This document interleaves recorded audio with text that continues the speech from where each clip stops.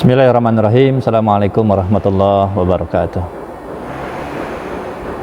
Alhamdulillahirabbil alamin. Alhamdulillahilladzi anzala sakinata fi qulubil mu'minin liyazdadu imanan ma imanihim fa'ala fa baina qulubina fa asbahna bi ni'mati ikhwana. Asyhadu an la ilaha illallah wa asyhadu anna Muhammadan abduhu wa rasuluhu la nabiyya ba'dah. Allahumma sholli wa sallim wa barik ala Muhammadin wa ala alihi wa ashabi ajma'in wa ba'd. Fa ya ibadallah, usikum wa nafsi wa iya bitaqallahu faqad fadal muttaqun. Qala Allah Ta'ala fil Qur'anil Karim, a'udzu billahi minasyaitonir rajim. Bismillahirrahmanirrahim.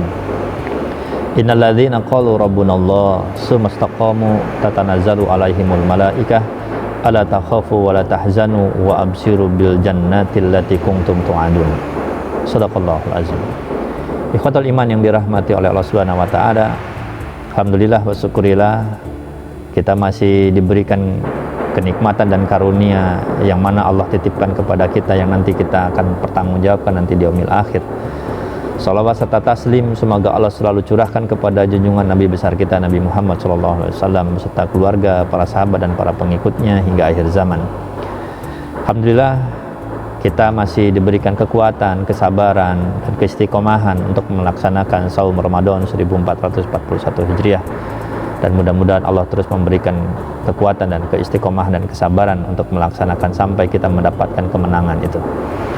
Ikhwatul iman yang dirahmati oleh Allah Subhanahu wa taala, dalam kajian yang singkat ini Abu Ghaza ingin menyampaikan satu hal yang penting adalah keistiqomahan dalam beramal. Boleh jadi kita memang berniat untuk beramal, tetapi saat melakukan amal itu kita berat untuk melaksanakan keistiqomahan. Sebagaimana kalau misalkan kita melihat apakah atau seberat apakah keistiqomahan amal yang dilakukan oleh para sahabat. Jelas para sahabat ketika mereka melakukan amalia, mereka melaksanakan atau beriman kepada Allah, itu jauh lebih berat daripada kita. Para sahabat pernah merasakan bagaimana intimidasi, para sahabat pernah merasakan bagaimana mereka dizolimi. Kita sekarang masih bisa melaksanakan sholat lebih mudah, sholat berjamaah di masjid, sholat atau melaksanakan amalia-amalia yang lainnya. Sementara para sahabat zaman dahulu sangat sulit, ya. Di awal-awal dakwah Rasulullah mendapatkan rintangan, mendapatkan halangan, mendapatkan perlawanan dari kafir Quraisy. Begitu juga para sahabat merasakan mereka perbuatan zalim dari mereka. Lalu bagaimana mereka? Apakah mereka menyerah? Karena mereka diancam dengan ancaman yang sangat berat, dengan penzoliman yang begitu luar biasa. Atau misalkan di zaman sekarang kita pernah merasakan atau melihat bagaimana saudara-saudara kita di Palestina, mereka dizolimi, mereka kena lockdown. Sekarang boleh jadi kita di lockdown, ya, di karantina, PSBB. Ada yang sudah berjalan 2 minggu sampai 1 bulan.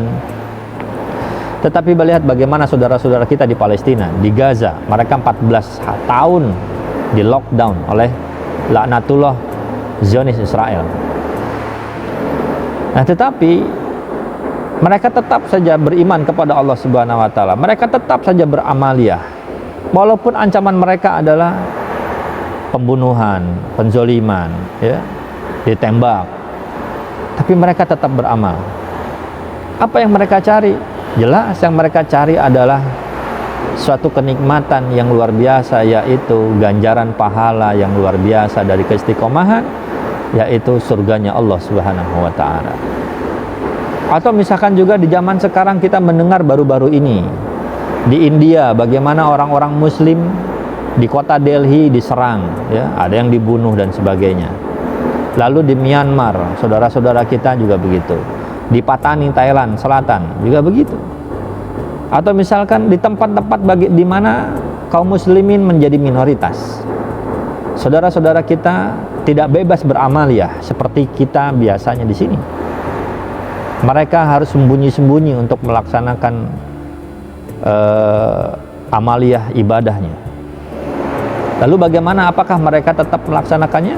Tetap mereka melaksanakannya, karena menjadi satu tuntunan ibadah yang mereka harus laksanakan, walaupun dengan ancaman-ancaman ataupun misalkan resiko yang sangat berat, ya. Begitu juga dengan para sahabat. Saya ingin memberikan satu kisah di mana ketika seorang Bilal bin Rabah saat dia selalu mendengarkan para pemimpin Quraisy, ya, datang atau di rumahnya Umayyah, begitu ya. Karena Bilal bin Rabah ini menjadi budaknya seorang petinggi Quraisy yang bernama Umayyah. Umayyah ini selalu mengundang, atau petinggi-petinggi yang lain, Abu Jahal, Abu Sufyan gitu ya, selalu datang di rumahnya Umayyah lalu membicarakan tentang dakwahnya Rasulullah. Mereka selalu berbicara tentang Muhammad, mereka selalu berbicara tentang Islam. Sementara Bilal bin Rabah selalu mendengarkan Muhammad Islam, Muhammad Islam, Muhammad Islam. Suatu saat ketika Bilal bin Rabah ditugasi untuk menjaga gembala-gembala kambingnya Umayyah, tidak sengaja Bilal bin Rabah bertemu dengan Abu Bakar yang menjadi sahabat utama, sahabatnya Rasulullah. Bilal bin Rabah bertanya kepada Abu Bakar, ini salah satu asbab ataupun awal-awal bagaimana Bilal bin Rabah masuk Islam. Ketika bertanya kepada Abu Bakar, ya Abu Bakar, ceritakanlah siapa itu Muhammad, apa itu Islam. Sampailah akhirnya Bilal bin Rabah masuk ke dalam barisan bersama Rasulullah dengan berikrar asyhadu an la ilaha illallah wa asyhadu anna Muhammadar Rasulullah.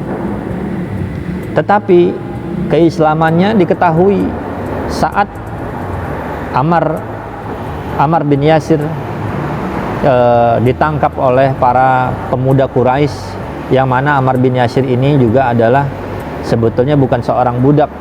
Dia adalah lahir dari seorang anak, dari seorang ayahnya yang bernama Yasir dan ibunya Sumayyah. Mereka adalah yang dulunya budak, tetapi mereka sudah dimerdekakan dan dipekerjakan oleh Abu Jahal, ya. Nah, tetapi terkesan mereka seperti budak juga bekerja begitu. Nah, karena mereka ini anak dari Yasir dan Sumayyah yang bekerja kepada Abu Jahal, yang ketahuan terakhir-akhir selalu datang ke rumahnya Arqam bin Arqam. Ammar bin Yasir selalu bertemu Rasulullah di rumahnya Arqam, ya. Ketika ditangkap lalu diadili bahwasanya, apakah engkau mengikuti ajaran Muhammad, ya.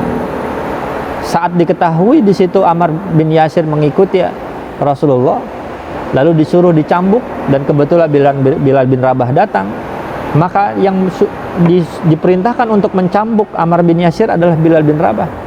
Tetapi ketika Bilal bin Rabah memegang cemeti untuk mencambuk Ammar bin Yasir, cemeti itu malah dibuangnya begitu. Ammar bin Yasir malah mengambil cemeti itu lalu diberikan kepada Bilal bin Rabah untuk dipukul kepadanya. Tapi kembali Bilal bin Rabah malah melemparnya. Disitulah diketahui kalau Bilal bin Rabah juga sudah masuk Islam. Tentu penuh dengan resiko. Setelah itu Umayyah, majikannya, begitu marah mengetahui kelakuan dari budaknya bernama Bilal bin Rabah. Maka Bilal bin Rabah mendapatkan penzoliman dari majikannya yang bernama Umayyah itu. Tiap hari disiksa, tiap hari dicemeti, dipecut sampai berluka-luka. Tiap hari dipertontonkan bagaimana Bilal bin Rabah disiksa, supaya kaum muslimin, sahabat-sahabat yang lain takut kalau mengikuti ajarannya Nabi Muhammad SAW. Tetapi lihat, ketika Bilal bin Rabah mendapatkan siksaan demi siksaan, mendapatkan penzoliman dari majikannya, apakah berhenti dia beribadah, beriman kepada Allah Subhanahu wa taala? Tidak. Karena dia tahu pahala istiqomahnya begitu besar. Bahkan sampai akhirnya Bilal bin Rabah digencet dengan batu yang sangat besar di atas dadanya. Lalu datanglah penyelamat. Ketika di batu yang sangat besar digencet, ditimpakan ke dadanya Bilal bin Rabah. Bilal bin Rabah dipaksa untuk mengatakan qala Hubal Lata Uzza sebagai sesembahannya, tapi tidak. Bilal bin Rabah mengatakan la ilaha illallah ahadun ahad. Terus mengatakan la ilaha illallah ahadun ahad. Tiada Tuhan selain Allah. Allah cuma satu. Tidak, Allah tidak banyak. Ya. Tetapi Allah memberikan penyelamatan kepada Bilal bin Rabah dengan diutusnya oleh Abu Bakar seorang Zaid bin Haris untuk menyelamatkan Bilal bin Rabah. Lalu dibelilah Bilal bin Rabah dari Umayyah. Kalau kita melihat surat Al-Fussilat ayat ke-30 dikatakan, innalladzina qalu rabbunallah, sesungguhnya orang-orang yang mengatakan Rabbnya Allah, sumastaqamu, lalu dia beristiqomah, dia teguh, berpegang teguh kepada pendiriannya, maka Allah akan mengirimkan malaikatnya, tatanazzalu alaihimul malaikah, maka malaikat akan turun kepada mereka dengan mengatakan ala takhafu, janganlah engkau takut, wala tahzanu, janganlah engkau bersedih, wa absiru bil jannati allati kuntum tu'adun. Lalu para malaikat akan memberikan kabar gembira dengan berita tentang surga yang telah dijanjikan oleh Allah kepada kita semua. Ikhwatul iman wa rahmatullah subhanahu wa ta'ala, saat kita melakukan keistiqomahan sangat berat godaannya. Bahkan sampailah seharusnya, kalaupun keistiqomahan itu harus dengan resiko jiwa kita, tetap harus kita lakukan. Saat kita melaksanakan amal ibadah yang di situ kita bisa jadi ancamannya dengan jiwa kita, tetap kita perlu melaksanakan amaliyah itu.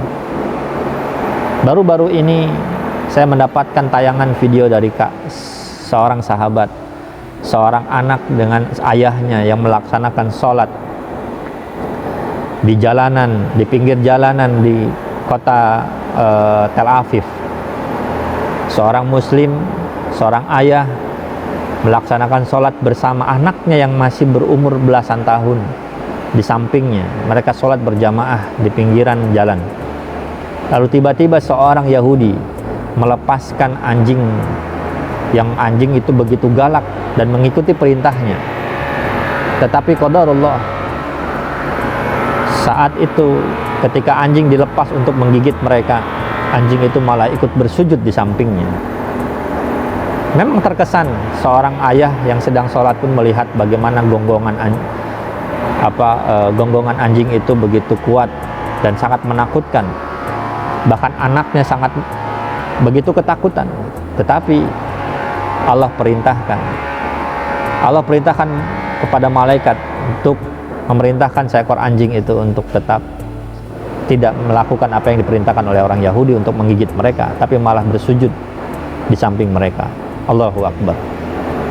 Maka lihatlah, ketika kita melakukan satu ibadah, walaupun harus penuh dengan resiko dan jiwa kita terancam, tetap kita lakukan, karena kita tahu amal pahala keistiqomahan adalah surganya Allah Subhanahu wa ta'ala. Maka dengan itu jangan takut ketika kita melaksanakan amal ibadah walaupun itu penuh dengan resiko. Jangan takut dan jangan khawatir kalau kita merasa letih dan lelah. Biarlah di dunia ini menjadi tempat lelah kita. Kalau mau istirahat, istirahatlah di surganya Allah Subhanahu wa ta'ala. Dunia ini tempat kita berlelah-lelah.